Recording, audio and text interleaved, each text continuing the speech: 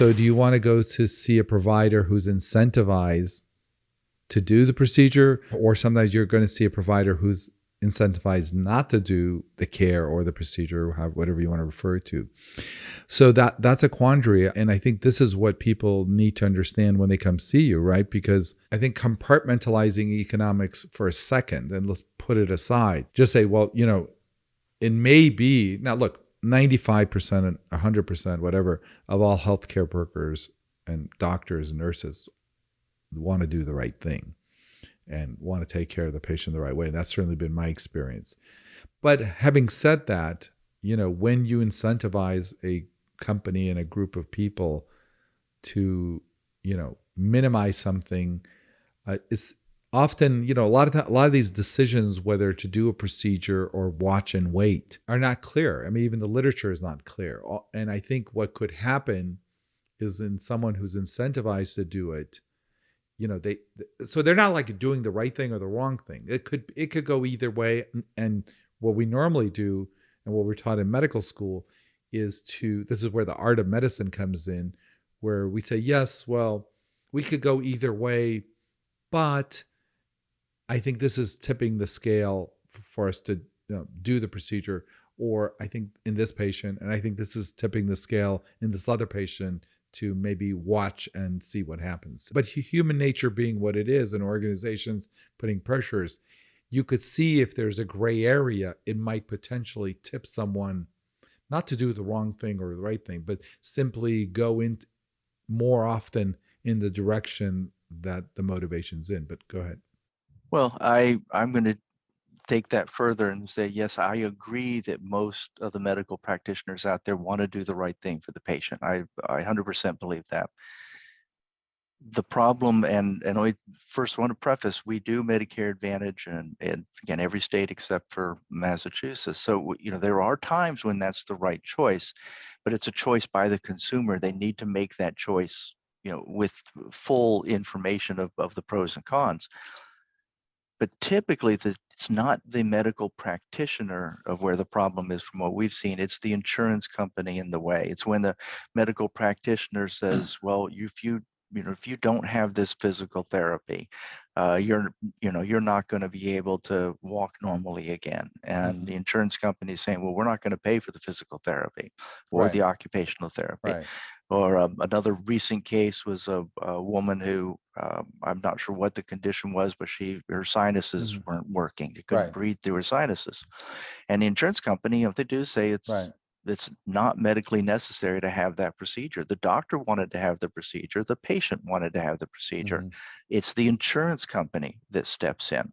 So more than, there are going to be excesses anytime you have human nature involved for all sorts of reasons. But when an individual is looking at their health care and their future, the one thing that triggers their concerns the most is thinking that there can be an insurance company that will control their health care and tell them when they can or cannot have a procedure that even they and their doctor. Well, can I add to that? Because I think it's funny because you're adding to what I said. I want to add to what you said, which is that position that you just said, that the doctor may or may not want it, and it's the insurance company. But let's back up a little bit. When you sign up for a Medicare Advantage program, the people in network may be contracted with Medicare Advantage, or they may be direct employees of.